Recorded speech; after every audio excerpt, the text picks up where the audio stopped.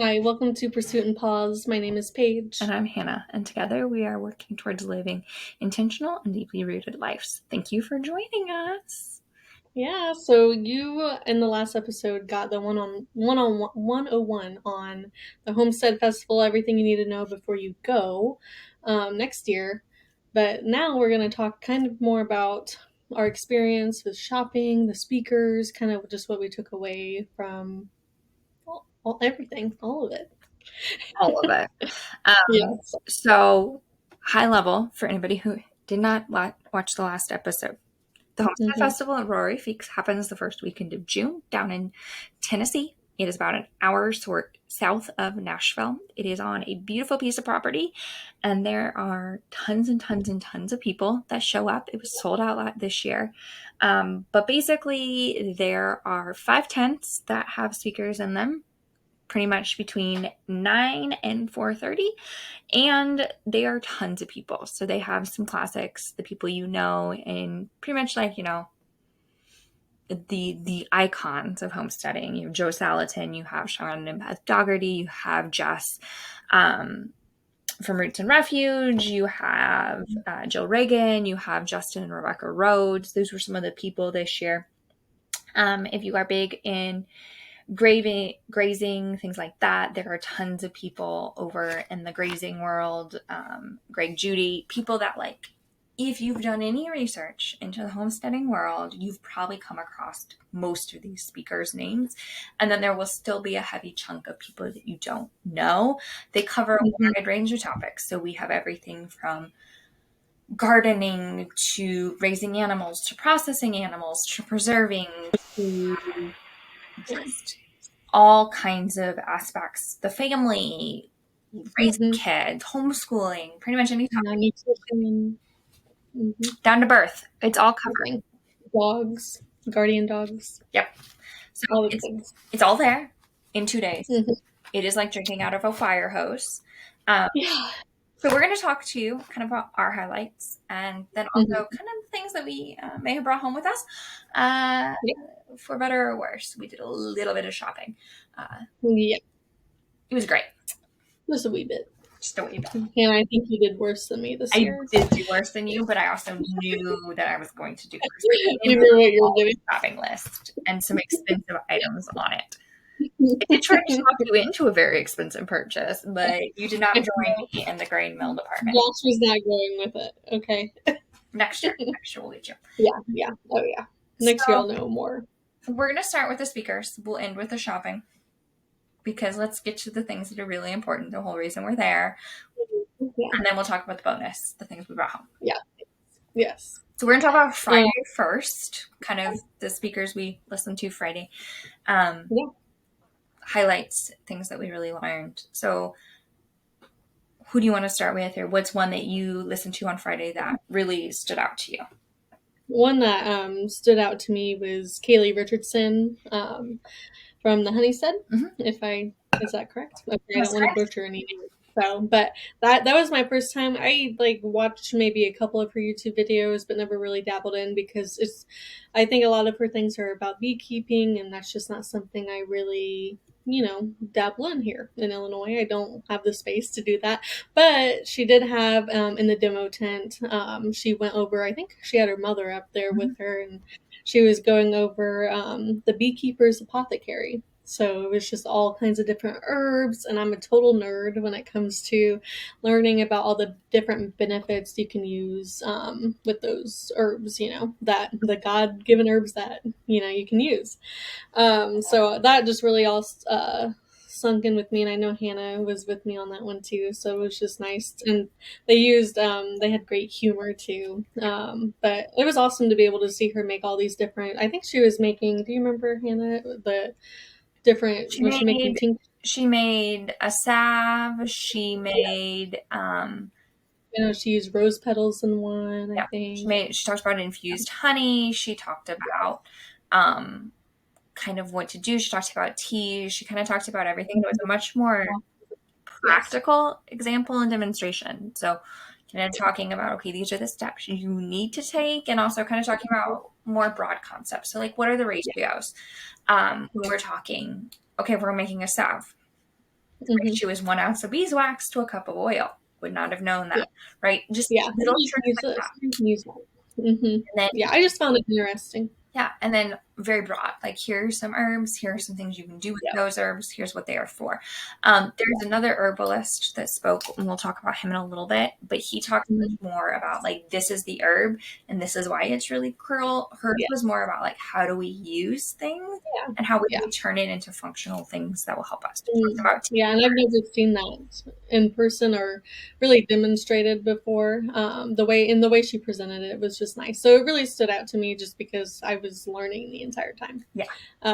Yeah, I have quite a few notes, I think, from hers, just about all the different herbs that she used and their benefits. Yeah, and she has a book coming out by the same name, The Beekeepers Apothecary, which was the name of her speech, I think in August, and you can pre-order it from Homestead Living. I did that while I was at the conference, so that's my shameless plug.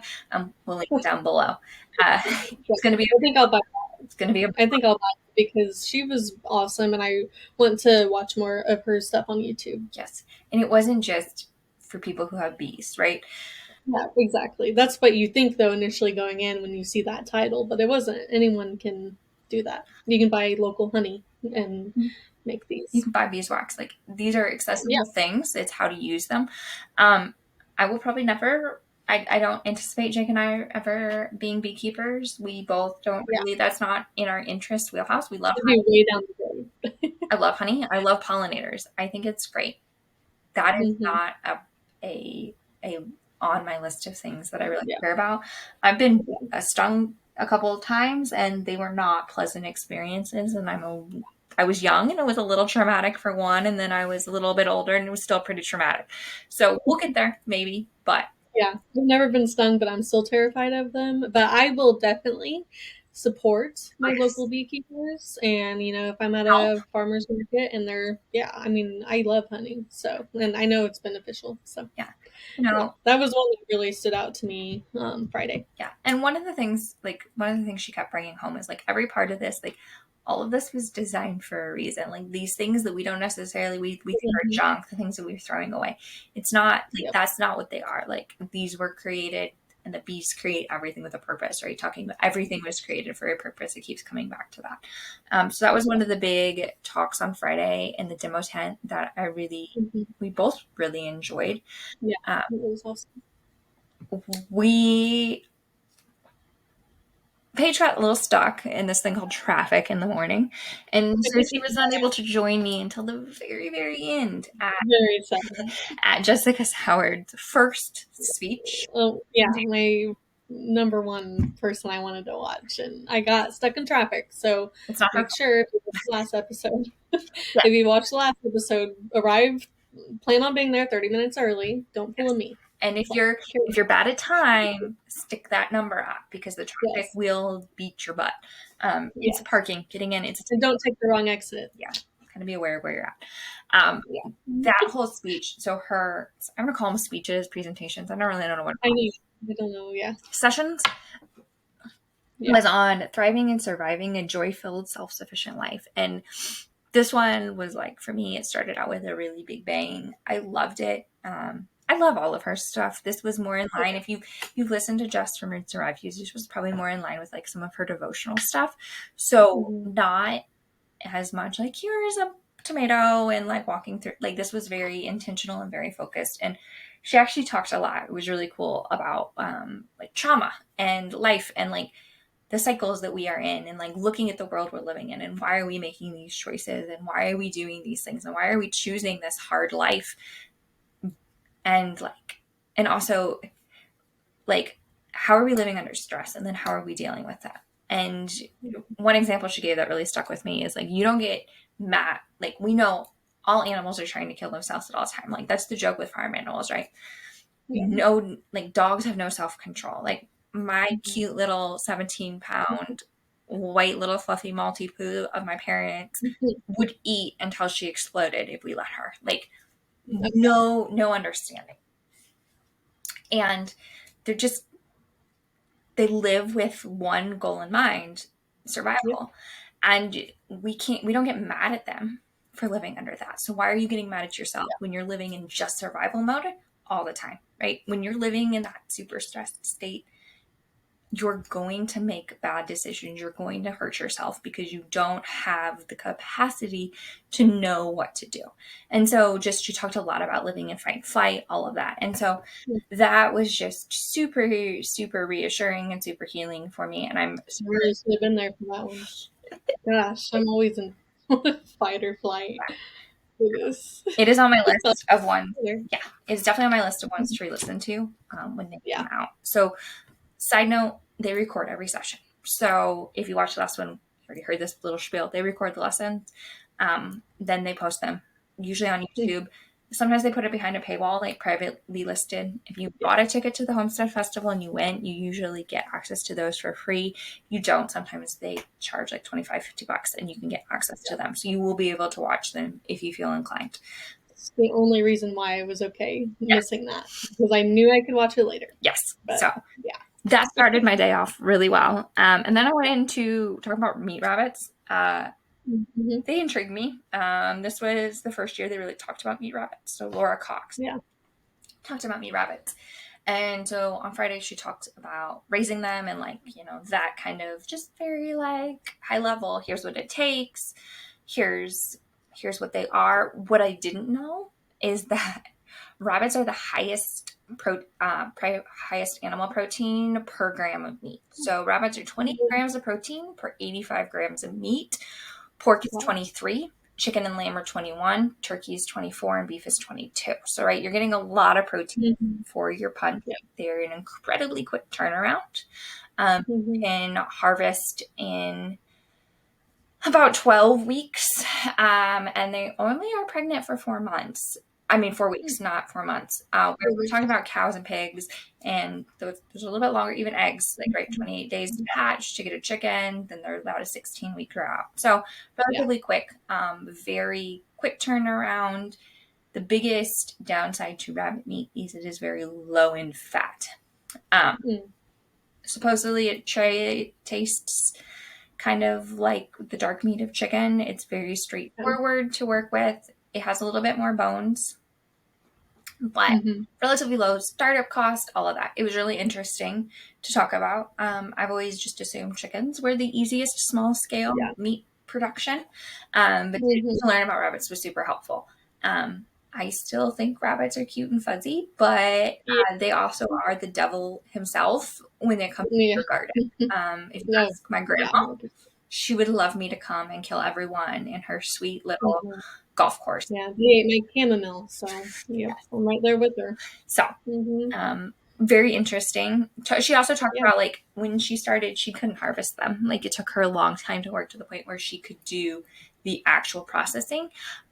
She did everything else, but she couldn't do the processing. So like it's not a flaw in your who you are. If this is a hard mental thing to swallow, we've spent so much of our life and so much of our modern society so far removed from what it actually takes to eat and what it takes to produce meat.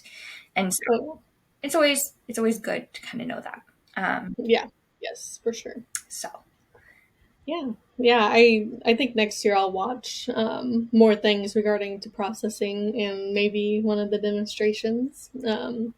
But this year I kind of just soaked it all in everywhere else, and I figured next year I plan on going so then I can see what they offer next year. For that. I also forgot that Jeremiah Sowards also had I think it was one of his first ever lonesome solo little speeches there, and he talked more about his topic was how to build aesthetically and functionally. And it was interesting. Obviously, it's kind of more of like I wanted my husband to sit in and listen to this so he can build me like an awesome coop and stuff. But I found it was entertaining, and he talked about his own, him and his and Jess's farm at Roots and Refuge, and just how their layout is, his thinking process throughout how he plans to build things. He doesn't want something all the way over here if it's more convenient closer to the house, those type of things. It was interesting because, we don't really think in that mindset all the time of how much actually goes into building a farm, a ranch. And yeah, I thought it was cool. And he was very entertaining, but he did a good job for his first thingy. So, and then our partners in crime went to Daryl Patton. yes. His first one was called If the Grid Goes Down, Becoming Ready for Future Pandemics. Jake loved it. I was to that one too. Yeah, it's definitely one that I will be listening to after the fact. Mm-hmm. A lot of notes. He is, I don't know how he has so much knowledge in his brain. Like, I don't understand how so much came out of one human in such a little bit of time. He stands up there on the ground as the stage is covered with a bunch of different plants, and he just, like, no notes. He just tells you, like, you better write fast. Super, super knowledgeable about herbalism and how things work and why they work, and just like the true American herbalism, right? Herbalism is different based on what you have access to, and he truly understands the plant, especially here in kind of the southern part of the country. And so it was fascinating. I came in on the end of it. It's just fascinating to hear him talk. His book is really good. It is actually written. Yep, there it is. The knowledge of his mentor. He's writing a second. Yep, the knowledge of his mentor who passed away. He's writing a second book. Super great. Like, super well known. If you like tumble into the herbalism space, he's super well known. He was like hacked, and everybody was there. I think I had to stand at that one because I think I did go to the tail end of that after Jeremiah's. Yeah. So we stood behind the boys and we're like, yes, they were like, they were just yeah, they loved just it. watching the whole time. And yeah, the book's amazing. It has every herb listed that you could think of. Even probably some weeds and stuff just out in your backyard that's listed in here, and it has all the benefits, that's listed. Stomach aches or sore throat, just earaches, anything you can think of is in that. His big It's thing, really nice. his big thing is like, okay, why are you taking a med? Like, what is the underlying reason that you're taking something? And then here is a substitute. Like, so we were talking about, right? Pretty much all of our medicine, for better or worse, is not produced in America. What happens if our supply chain stops and we can't get that stuff? Okay, you people with chronic illnesses, you people who take blood thinners every day, what can you do to kind of stopgap that? What are those things that you and your family are going to need? How can you replace that? And how can you know that you'll be okay in case of an emergency? So definitely something that I want to continue to study, but super, super interesting. It's a rabbit hole I'm probably gonna go down because it's so awesome, and it's stuff I wanna learn what I can keep around the house, to help instead of taking that, just medicine, over the counter medicine and stuff. So the other big one I listened to on Friday, getting my days confused, was by Sean, not Sheen. I always pronounce that name wrong. It's probably Sean Pacera, something like that. He's from Mindful Farmer, The Mindful Farmer. He was talking about growing year-round in a high tunnel. I think high tunnels are really cool. I wanted one for a while, and now I really, really want one. He sells them, but he also was a commercial market gardener for a long period of time. He was talking about just how high tunnels function. What do you do with them?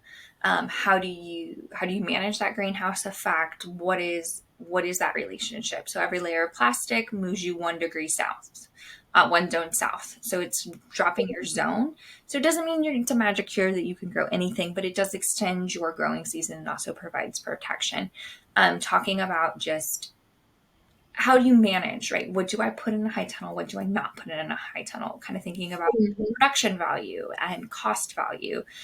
you're not going to put potatoes in your high tunnel because they're pretty happy out in the middle of nowhere and they grow just fine. Yeah. Your tomatoes and your peppers and your eggplants are a little bit more finicky crops. And if you can grow those under cover, consistently manage their watering, manage their conditions, you're going to get a significantly better harvest.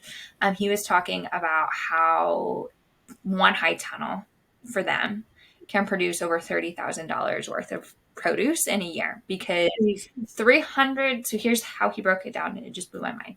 He plants 300 tomatoes on 2 liters. Each liter produces about 20 pounds, and organic heirloom tomatoes can sell, or organic tomatoes can sell for about $2.50 a pound.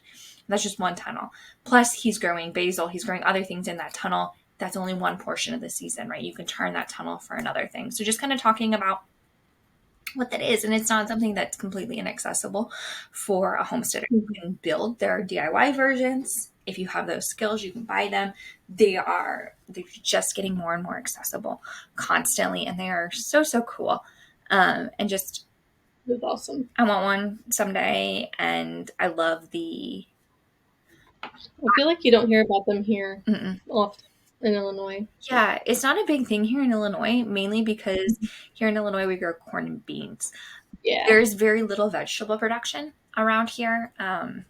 Like people talk about like driving past like fields of broccoli. I'm like, I've never seen a field of broccoli a day in my life. Corn and or beans. And so we don't see vegetable production. And so that's not something that we're super comfortable with around here. We have greenhouses. We have some tunnels on some very small scales, right? Some CSA stuff like that. But it is really interesting to kind of think about how different that is from what we're used to. Yeah, just one state away or so. Yeah. Like a state and a bit of Kentucky away. Yeah, exactly. For us at least. Kentucky. Yeah. Anything else from Friday that stood out to you, or shall we? Really, those were the two main ones I watched. I think I hopped around a little bit with Josh to a couple others that day, but those were the two big ones I actually sat through the whole thing. Yep.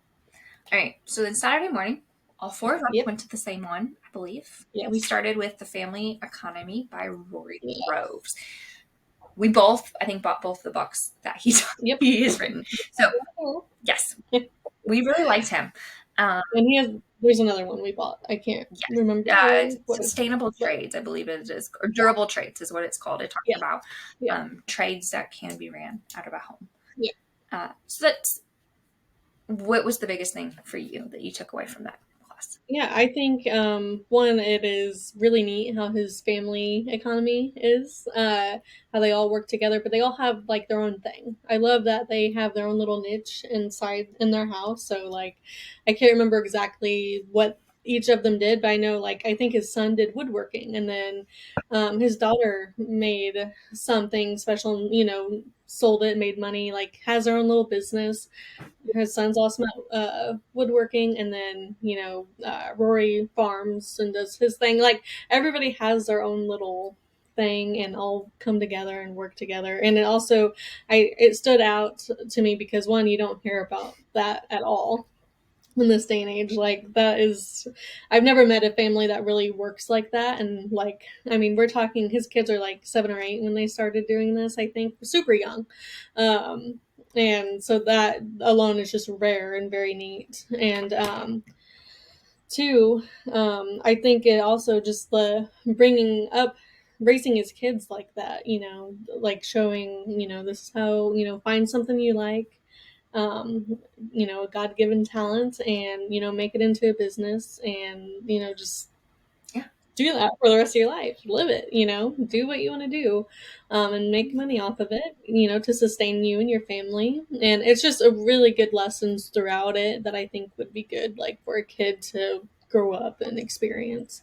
I think that's like the biggest thing. And then one of his books, the Durable Trades one, has all kinds of different occupations that I think is awesome. I love nerding out about different things, different routes you can take in life, if you have an interest in something, and how you can make it your life. And it stood out a lot, just the whole family dynamic. Yeah, I think it's interesting, right? I'm talking about like what you actually need to survive, right? some of these lives, like there are gives and takes, there are sacrifices, there are priorities. Like, what is it do you actually want? It was interesting. He also comes from what I would call a knowledge work background. He was a software developer, and it's very interesting. Growing up, most of my jobs were very hands-on. It wasn't until the last year and a half that I've had a desk job, and it has been a transition. It is great for the season of life that I am, but I miss like the hands-on work. I joke that if my job goes to crap, like I'm just gonna bake bread. Like I'll go find a job in a bakery because like I brings their own bakery. I just love doing things physically and just talking about, finding sometimes things that people see as weaknesses are your strengths. Like how do you harness your actual abilities was super, super interesting and super, super cool. And then we had another Daryl Patton. Yes, we are suckers, and we went again. This is the medicine chest one. So this one was a little bit more like, this is the herb, this is what it is. The last one was like, these are like the things. Here's options to replace them. This one was more, grow this, it does this. This is how you process it. He talks very, very, very fast. He does. Yeah.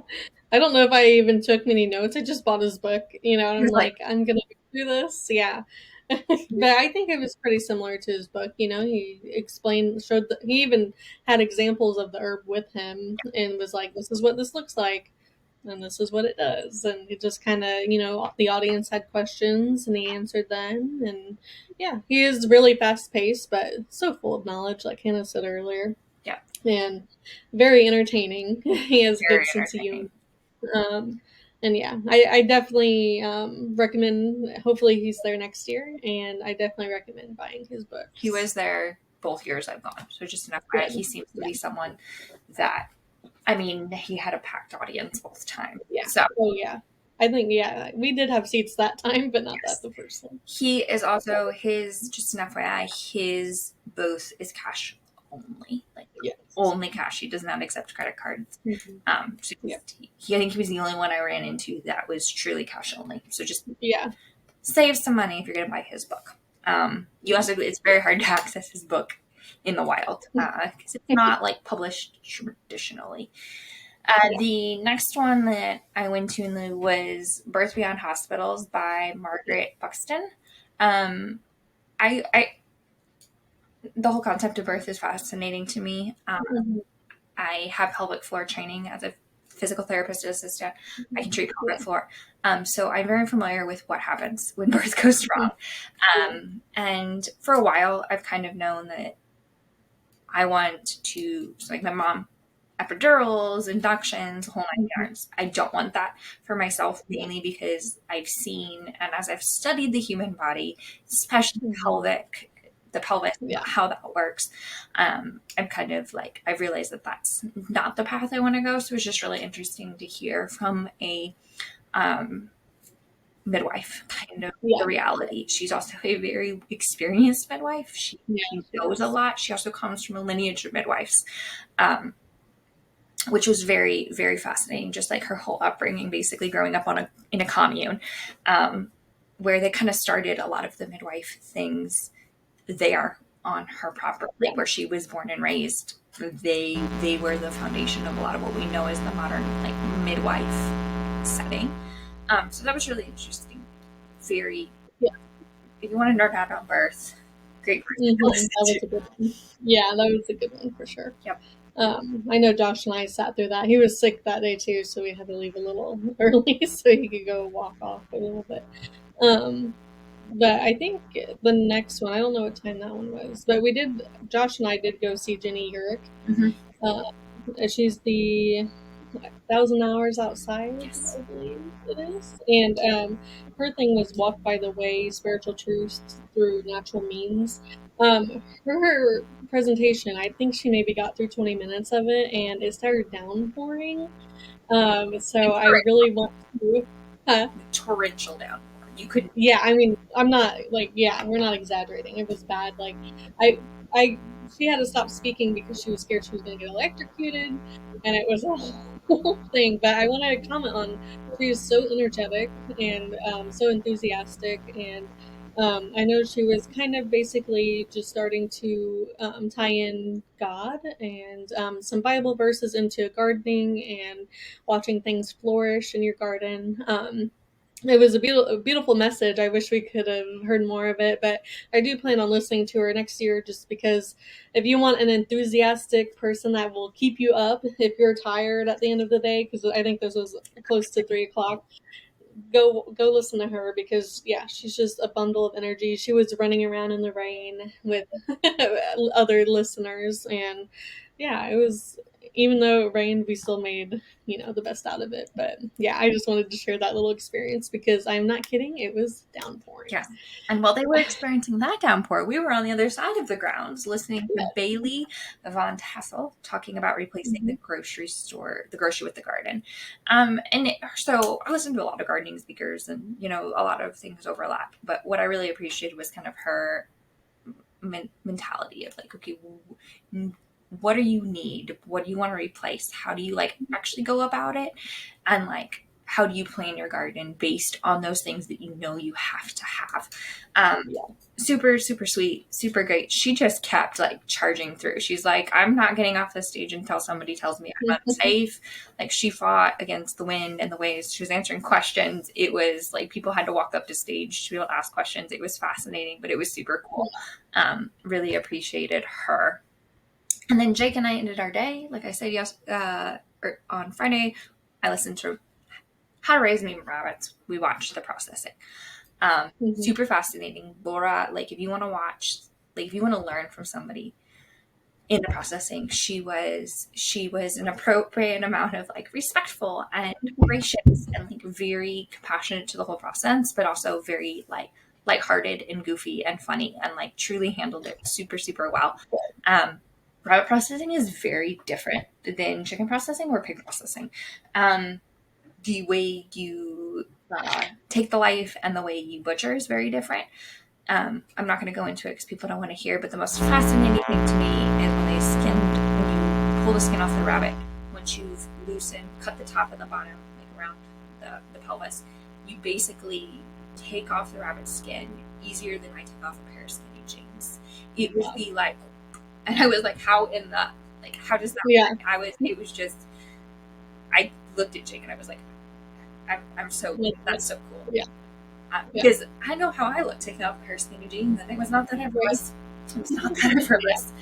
So we ended our day there. Like I said, very interesting to know if we're going to raise rabbits or when or how, but just seeing it and understanding kind of how to do it and watching somebody process it was super helpful.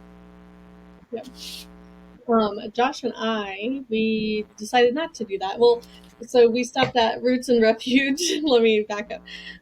We stopped at Roots and Refuge, I think, on actually Friday this happened. And I actually got to meet Jessica Sowers and Jeremiah with Hannah, Josh, and Jake. We were all there. And it was amazing. And she ended up praying over Josh and I's marriage. And it was just so sweet, and got pictures, all that. So fangirling there. I was super excited. That was my goal, was just to see her. I got my book signed by her and all that. So Saturday, I actually got to watch Jessica and Jeremiah speak. Thank goodness. I'm glad the rain didn't stop us. And yeah. I was gonna say, I think it's Saturday that it was pouring. And so we watched or listened to them talk about, the topic was layering resilience, 5 steps to build resilience in your life. And it was so awesome to watch a husband and wife talk about this firsthand. And I can kind of go through my notes. One of her first things were just sustain your vision. What do you want? What are you going to do next, to get to your vision? The second step was know what you need. Do you really need it? Is that do you really need it? Be honest with yourself, and that God sees the desires of your heart. And then the third one was practice contentment. So, be happy with what you have right now. And, right now I'm not on 5 acres like I'd like to be, but I can use my not even 1 acre and still have a garden and provide food for, as an example. and cultivate a culture, around you. And then let's see, going off my notes here. um, for number 4, you want, a masculine presence. You want to bring order. And the number 5 is just fear is a liar. Like, don't hold back. Just keep your vision in sight and follow through. And it was just a really nice lesson to hear from Jessica and Jeremiah.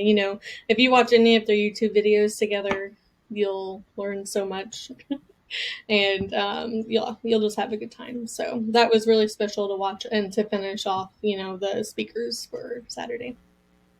And then it continued to rain, and it was very muddy. Yes, and I had to take my shoes off. We couldn't find our car. We both did. Yeah, we couldn't find our car. We took 20 minutes. We had to use Josh's phone and zoom up on the cars because we couldn't remember where we parked. So, and all we see, because we're on top of the hills, and we see people like stuck in the mud, and I'm like, oh my gosh. And so we start walking closer. I have to take off my shoes, pull up my dress, because of course that's the day I chose to wear a longer dress. And I'm hiking through this, slipping and sliding through this mud. I felt like a kid again. It was fun. Yeah, it was fun. Fun. At least everybody was in the mud, and I just was in the mud. I saw parents struggling with strollers, and felt bad for them. And I can imagine having to get your kids through all that. So yeah, I mean, if that happens next year, just prepare yourself if there's rain in the forecast. Yeah, and note to self: count how many rows back you parked. Yeah, we learned that the first year. Definitely kind of know where you parked, and if there's any very obvious vehicles around you, can remember those, because it is a literal sea of vehicles when you're done. Yeah. Oh yeah, for sure. Yeah, I couldn't believe we couldn't find our car. It was so funny. I'm like, this is such a Josh and Paige thing. We parked near the fence, so we were fine. We knew exactly what we were doing. We were like in the middle. Yeah. And like like we weren't at a spot where like, okay, we're right here next to this car. Like, you can't do that once everybody starts leaving. Yeah. So yeah, that was kind of difficult. I'm gonna have to put something bright and hot pink or something on our car next year. Like, this is your car. Just like you do with a suitcase at the airport. Yeah, exactly. All right. Yep. So that's kind of the high level of what we learned. There's more, right? It percolates around. So much more. It's been, it was a lot. But it was so good. It was so worth it. So now we will talk about the expensive portion of the event. Yes. We like to do a little bit of shopping. Just a wee bit. Just a wee bit. I practice self-control there. Yes. I do. My husband's happy. Yes, we did. Both of us, we've mentioned a couple of the books we bought. We bought Daryl Patton's book. We both bought Rory Grove's books. We both bought, we talked about like last episode, we both bought Daily Sourdough by Lisa Bass from Homestead Living. Super great book. Love it. Good one. I also picked up Preserving the Harvest by Melissa Norris. It's super convenient. I'm doing a lot more canning this year. I really appreciate the way she breaks down preserving. I read it from the library and was like, I need this book. They were $30 at the convention, at the festival, which is much. It was. I almost bought it. It's about It was about $10 off plus no shipping. So yeah, super convenient. Liked that. Nutrimel, glorious. I don't have a Nutrimel grain mill. I have my grain mill already. But they actually did. If you had gotten there on Friday morning, you would have actually picked up and taken a grain mill home with you, which is insane because they are not in stock anywhere. Maybe next year. Yes, they had the Bosch mixers. I bought a scale, much cheaper, but I do. If you don't like weigh your ingredients, especially if you're baked goods, like you're missing the boat, is so much easier. But my scale craps out about 6 pounds. So the scale I bought from Nutrimilk can handle 33 pounds, which is a much more functional amount, especially when I bake in ceramic bowls a lot. My mixing bowls are all ceramic, so they all weigh like 4 to 5 pounds. Yeah. I kept bringing Josh close to the Nutrimel. I'm like, look, babe, look what this does. Look what this does. Look at the shine. Yeah, how much is it? You don't want to know. You don't need to know that. Just look. Yeah. No, I'm going to probably get a grain mill next time, maybe before then. But yeah, that was fun. I've never seen one in person, so it was nice to actually see one function because they had all kinds of different ones. You can probably name them all what they were, but I think there's like the cheaper white one, right? And then they have the Harvest, and then they just have the Harvest. They have the Bosch mixer in white, and the Bosch mixer in stainless steel. That's really what I'm thinking of. I do want a Bosch mixer, but not yet. I have my KitchenAid. She works great, but the Bosch mixer is beautiful. Yeah. The Harvest grade milk is gorgeous. I am very happy with my grade milk. Yeah, it was very nice to see in person. Yeah. So now I know like kind of what I'm wanting. So that was things. Yeah. They have a new product coming out later this summer that I really want. It's a little thing that keeps that is temperature for your sourdough starter. So in winter, you can keep your sourdough starter warmer, so you can speed up that initial fermentation time to peak your starter. Because right now, I am A-okay. Like today, I turned around sourdough bread in like 8 hours. It was like very, very ready to bake. In the winter, I'm like 2 days. Like it's like 12 hours maybe to get my starter to rise. And so having something like that to peak my starter a little bit faster when I last minute decide to bake is nice, since I am a fridge storer of my sourdough starter and will probably always be that. Yeah, that was cool. What was the place where I got my lame? And the Farmer's Storehouse. They're really super cool. Yeah, that was really fun. I could have bought a lot more there, but my husband was right next to me, and he's can't just buy the whole store right next to him. But I got a shorter, like a circular lane, I believe is what you want to call it. Yeah, whatever you want. Yeah, and it might be a little easier to score my bread than the longer lames that Hannah gave me. And I think Hannah has the same one I just bought. And then I got one of the dough whisk because I think they're cool and might make things easier. I don't know, but I just like them. And then I really wanted to get the Banneton baskets, but I don't know. I'm still looking. But they had everything. They had bread bags. I mean, anything sourdough related. Yeah, they had grain. They had pancake mixes I wanted to try. They had all kinds of things. Pasta tools, all the pasta tools. Yes. They have a lot. So you can buy from them online. They source and mill grain.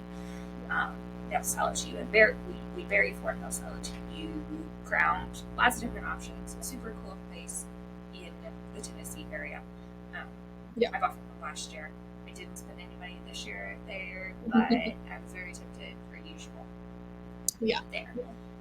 I could have bought a lot more. They had a lot of stuff. So then 4 jars. You probably heard of 4 jars. They do lids and pretty much anything that has to do with canning and vacuum sealing. They have a show special where you get 100 wide mouth and 100 traditional standard mouth canning lids, and the jar vacuum sealing kit, the jar opener. Did they come with the scale or something? I think that was pretty much everything. It was $100. And you go through good deal. Lids are the only things you can't replace. I really wanted the jar. At a minimum, I wanted the jar lifter to open. Canning jars is not the easiest thing because they don't have a lot of grip, right? There's no twist and you have to pry it off. And I am clumsy, so having something that will help me open them was definitely on my list of things to get. And then I wanted the vacuum sealing for like dehydrating and freeze drying to be able to kind of vacuum seal some stuff up, or just different things that I'm preserving herbs and stuff. So super excited to get that. It came in a cute little tote bag.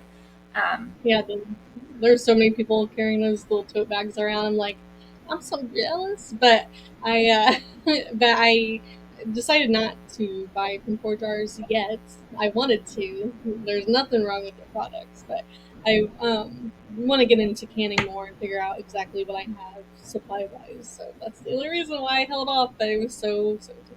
I haven't cut into my 4 jars yet, but I am almost out of jar lids. Outside of, I have some new jars left, very small amount. I have some pints, some half pints, and some quarter pints left with lids intact, but everything else is going to be, I'm going to break into them, and I used up pretty much, I think I have like 5 lids left that are from my other just miscellaneous ones that I've accumulated. So super convenient. Probably will use their product. I've heard really good things about their sealing rate. Granted, this year I haven't preserved that much, but I have had 100% sealing rate with a mixed match of whatever I have. So I was excited to get that. That was definitely on my list when I went in. Yeah, Josh and I stopped by this cute candle place called Tin Can Memories, and so they use, the cans of food you buy from the store. They will reuse those cans and put the candle label on them, and make their candles with that. And it's just such a cute little look. I wish I brought it in here with me. They had amazing scents, and they also had room sprays, and it was I think they were from Florida, and amazing prices. And yeah, it was all like soy candles, non-toxic.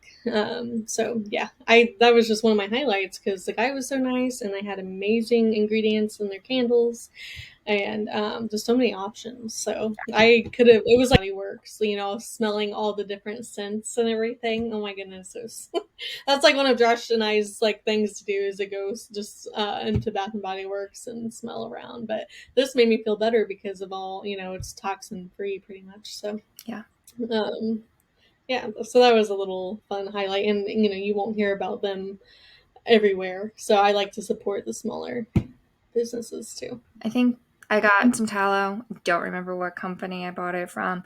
My backup. So I am working through one. I'm about halfway done. I like to have one in the back stock, mainly because I use it most days. So I got that from Adoration Farms. They're a goat milk soap place. I bought a shampoo bar for myself because I wanted to try that. And then we bought Jake unscented goat milk soap. We are wondering if he has some irritation to fragrances. So we're cutting that out and trying. We both went to Roots and Refuge and spent money. I bought my shirt. Yes, we Grow something lovely. She bought her book. Yep, I got this book because that's one I wanted, and I got a T-shirt that is in the laundry, or I would have worn it for this episode. And what else did I get? Oh, I really wanted like one of her coffee cups, and I wanted one of her necklaces that she has that is shaped like a coffee cup. I don't know the name of the necklace, but it's all online, so I talked myself out of it, even though it was probably cheaper there. Yeah, she is. And I went to her booth like 2 or 3 times. Yeah, so. She is doing a pre-order for her mugs, but I don't know how often they're going to come out as a specific one. I got some stickers and a magnet because I'm a sucker for stickers and a magnet. The last thing I could have bought everything. Yeah, I could have bought it all. The last thing I bought that I can think of right now was a beautiful, gorgeous olive oil dispenser from, I think it was Jewelry Pottery, something like that. Oh yeah, I was eyeing those. It is gorgeous. It works so well. I have a glass bottle. I don't like it. It does not pour consistently and smoothly. This thing pours so much better. It's gorgeous. It's in my kitchen being used, but love it. Yeah. So happy with it. Super great price because I know how hard it is to throw something like that. That is not in my scope of skills right now. And the stoneware she used is just stunning. It's beautiful. And the glaze was gorgeous, and I had to have it. So that was my that was one of my big bonus purchases. Now there were a couple things that weren't there that I couldn't find on my list, and so that good. No, I was kidding. Jake's like, oh my goodness. Okay, it's not his money yet, so I can goodness. I don't have any space in my car. No, I'm just kidding. That's what they're there for, is to shop till you drop, Yeah. But I got a lot of books, I realized, mainly. But I got these cute little, they were like $6 for these little info thingies. Which kind of sounds like a lot, but there's a lot of info in this little booklet. And it's from Sean and Beth Daltrey. Did I see their Dotery? Dotery? I don't want to butcher it, but like this one is about working chickens, considering the family cow. I don't know if I'll ever have a family cow, but if I do, this book, And then this one, building the independent farmstead. Yes. also. So they had like cheaper things too that you can grab too if you don't want to spend a lot of money. He also had a bigger book that probably had all kinds, like double the information, And these were just like little suburb or little blurbs of what was in this book, I think. But yeah, there's little things too. You don't have to spend a lot to have good buys. So There's just a lot of stuff, and so yeah, go for the learning. Make sure you budget for the spending. It will happen. yes, Too many pretty things, too many cute things. Yeah. So worth it. I start saying, I plan on doing more or next year with more money. yes, I learned that lesson last year, and I started saving like as Yeah, the last one started, because yeah, $50, yeah, $75 a month is a lot more stomachable than all at once. yeah, So yeah, um, for sure. we hope to see you next year at the Homestead Festival. It is so worth it. It's so good. We love it. It is. Awesome. It's the only of the festivals or the conferences I've been to. I would love to go to other ones, but that one is definitely a super approachable one for newbies. It has so much to learn. It's just great. Definitely be a little tradition we have. Yep. We're excited. Yeah. Yeah. So thank you Well, for joining us, and we hope to see you next time. yeah, and in the meantime, keep on living intentionally.